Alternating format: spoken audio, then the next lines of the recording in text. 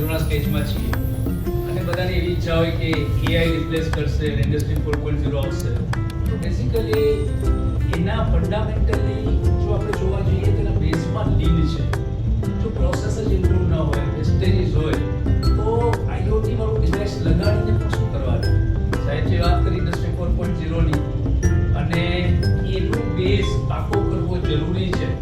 તમે ટપ્પો લખી નાખ્યો છે, ટપ્પો લખતા ઘણી વાર એમ થાય કે કરવું કે ન કરવું, અને અહીંયા અમુક ચહેરાઓ જોઉં છું જે દેખાય છે, આંખમાં ચમક દેખાય છે, એ લીનની સફળતાની ચમક છે. જે નથી આવ્યા કદાચ ક્યાંક કેમને ગિલ્ટી પણ ફીલ થઈ હશે કે યાર કામ નથી કર્યું તો અહીંયા આવીને બેસીને સર્ટિફિકેટ કેમ લેવાનું? પણ તમે અહીંયા આવ્યા છો મતલબ એ છે કે તમે સફળતાનો સ્વાદ ચાખ્યો છે. તો પોઈન્ટ ઇઝ આ જર્નીને આપણે બિગિનિંગ માની અને આપણે કારણ કે બધું મફત નથી આવતું. સમથિંગ આ તમે જે પે કરો છો which is peanut, which is nothing.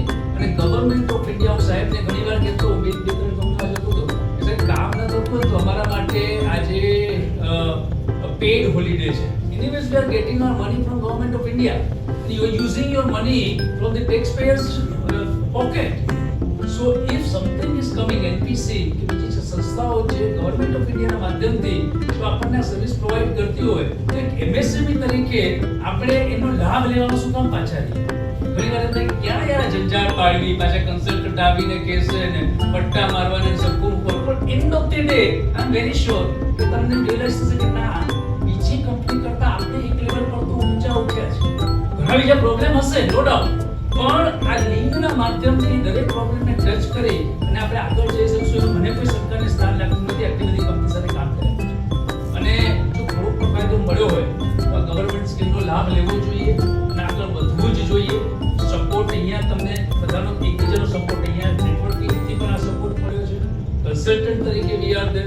પાછળ રહી ગયા હોય આગલા ક્લસ્ટરમાં તો ડેફિનેટલી કરવું જોઈએ, કારણ કે ફરીથી પાછો 12 મહિનાનો એક ચાન્સ છે. આપણે કરતા હોય કલ્ચર બનાવવું છે, કલ્ચર બનાવવું છે. તો સાહેબ કલ્ચર છે ને બિલીફથી બને. પહેલા અંદરથી ઈચ્છા થવી જોઈએ કે મારે મારી કંપનીને આગળ લઈ જવી છે, મારે મારી કંપની માટે કંઈક કરવું છે અને સમાજ માટે અને દેશ માટે કંઈક કરવું છે. બિલીફ તમને બિહેવિયર તરફ લઈ જાય. બિહેવિયર એટલે કાગળમાં નામ લખીને yes I am ready to go ahead.